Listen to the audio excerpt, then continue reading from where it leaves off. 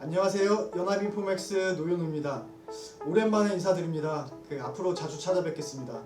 먼저 이달 들어서 공백이 좀 있었는데 이달 들어서 커브룸을 한번 살펴보려고 합니다. 이게 파란색이 이달 초 6월 2일에 있었던 커브룸이고, 그리고 6월 24일 빨간색을 이제 전일 방송 촬영 기준으로 전일입니다. 이때 흐름을 보시면은 이게 수익률 곡선이 뭐냐면은 만기가 길어질수록 수익률이 달라지는데 그걸 연결한 선입니다. 그래서 이제 X축에는 만기가 있고 1년, 2년, 뭐 3년, 10년 이렇게 만기가 있고, 그리고 Y축이 이제 수익률입니다. 그래서 보통 통상적인 경우에는 만기가 길어질수록 이제 수익률이 올라가는 그런 흐름으로 보시면 될 것 같습니다. 우리나라 수익률 곡선을 보시면은 여기 차트에 보시면은 다 위로 올라가는 흐름인데 이제 얼마나 뭐가 더 움직였는지를 보시면 되고, 이제 주인공을 크게 3년하고 10년 보시면 됩니다. 3년 같은 경우에는 이제 통화정책 기대가 반영되고 10년에는 이제 성장률하고 물가 이 정도가 반영된다. 이렇게 좀 펀더멘탈 요인이 좀 더 반영된다. 이렇게 생각하시면 될 것 같습니다. 흐름을 보시면은 빨간색이 더 많이 올랐어요. 이 3년 구간에서 좀 상승폭이 더 컸고, 이 10년 구간에서의 상승폭은 크지 않았어요. 6월 초에 비해서 이 3년 구간이 급등했다. 3년 금리가 왜 이렇게 급등했을까? 이렇게 하나의 의문을 품을 수가 있을 것 같고, 그래서 오늘 이야기의 주인공은 중단기 금리입니다.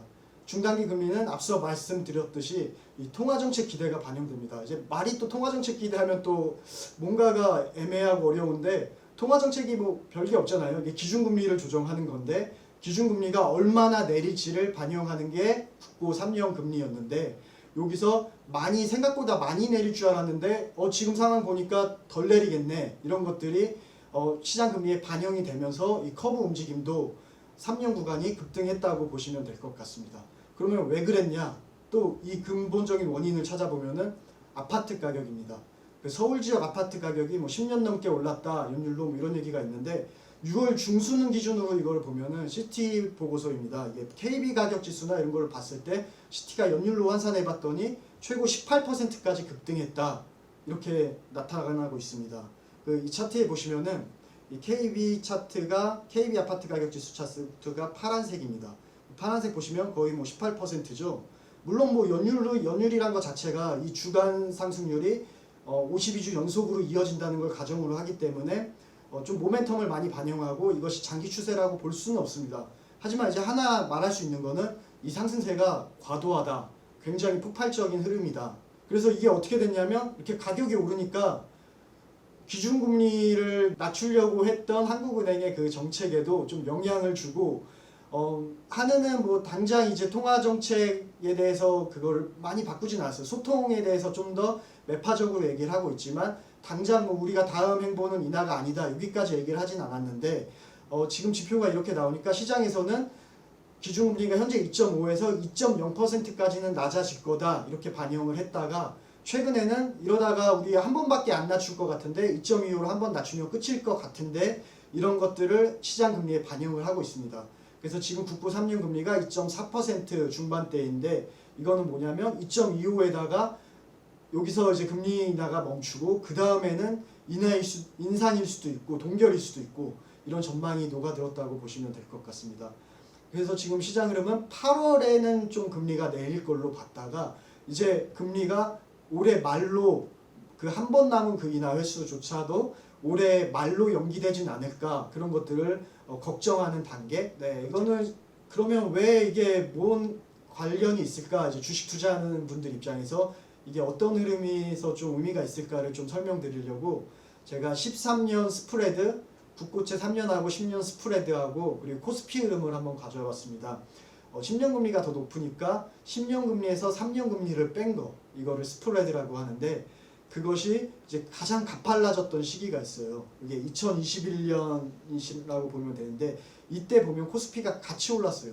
그 말은 뭐냐면 경기 침체, 경기가 꺾이고 그런 초입에는 이제 한국은행의 통화 정책도 경기 부진에 맞서서 좀 금리 인하라든가 좀 더 완화적으로 갈 거다, 이런 기대들이 시장에 녹아들거든요.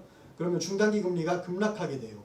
그러면서 이게 시장을 좀 경기를 부양하는 효과를 내게 됩니다. 실제 한은의 인하는 없었지만 한은이 인하할 거란 전망이 반영되면서 시장 금리가 내리고, 그리고 실물 경기와 그리고 자산 가격에 좀 플러스 요인으로 작용한다 그렇게 보시면 될 것 같고 주가도 어떻게 보면 선행 지표잖아요. 주식도. 그러면 이 선행 지표가 이제 스프레드 제가 말씀드린 커브 그러니까 13년 커브랑 그리고 주가가 이 선행 지표인데 이게 같이 오르다가 스프레드가 꺾이는 시점에 또 주가도 내려오는 것들이 있어요. 그래서 우리가 지금은 좀 말씀드리기 좀 조심스럽지만 만약에 우리가 지금 봤던 이런 자산 가격의 상승세 그리고 주가의 상승세가 금리 인하 기대감에서 비롯된 게 있었다면은 이 부분은 좀 어느 정도 약화될 여지가 있는 거죠.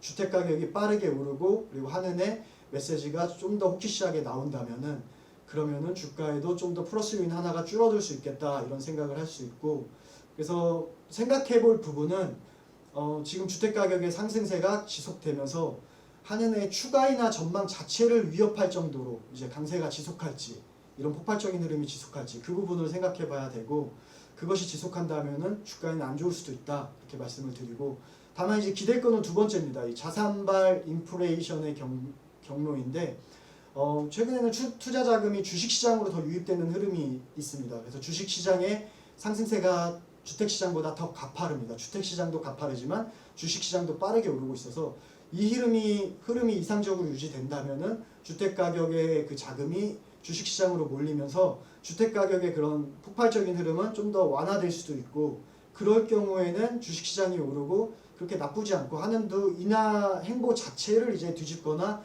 우리 여기서 이제 못 갈 수도 있다, 인하 안 할 수도 있다 이 정도 메시지가 안 나온다면은 그렇다면 다행인 걸로 그렇게 생각을 할 수 있을 것 같습니다. 그러면 또 이런 의문은 들어요. 빚내서 집 사는 거랑 빚내서 주식 투자하는 거랑 결국은 부채가 늘어나는 건데 그러면은 한은이 주택시장을 걱정하는 이유도 결국은 가계부채거든요. 그래서 주택을 많이 살 경우에는 주택을 살 때 가장 빚을 많이 내기 때문에 그 빚이 늘어나는 폭이 많습니다. 그러면은 가계부채가 늘어나는 속도가 가팔라질 수 있다는 건데 주택시장보다는 이제 주식시장은 그 빚내는 폭이 작을 수밖에 없어요. 일례로 제가 뭐 집을 살려고 10억을 빌릴 수는 있겠지만 주식 투자한다고 해서 10억을 빌리진 않잖아요. 그래서 담보 여력 자체도 주택이 훨씬 크기 때문에 돈을 빌릴 수 있는 그런 사이즈 자체도 크고 그리고 개인의 리스크 감내 성향도 집을 살 때 더 크다. 그래서 주택 시장이 이게 얼마나 가느냐에 따라서 한은의 통화 정책은 달라질 수 있다. 이렇게 얘기를 할 수 있을 것 같고 이거는 지금 뭐 코스피가 6월 들어서 15% 상승했다고 하는데 이런 흐름이 계속 된다면은 결국 주택시장 자금으로 가지 않고 주식시장으로 더 몰릴 수도 있고 그렇다면 그래서 오늘은 최근 중단기 금리 급등했다. 아파트 가격 때문이다. 향후 주택시장하고 하는 메시지를 지켜볼 필요가 있다. 이렇게 말씀드릴 수 있습니다. 감사합니다.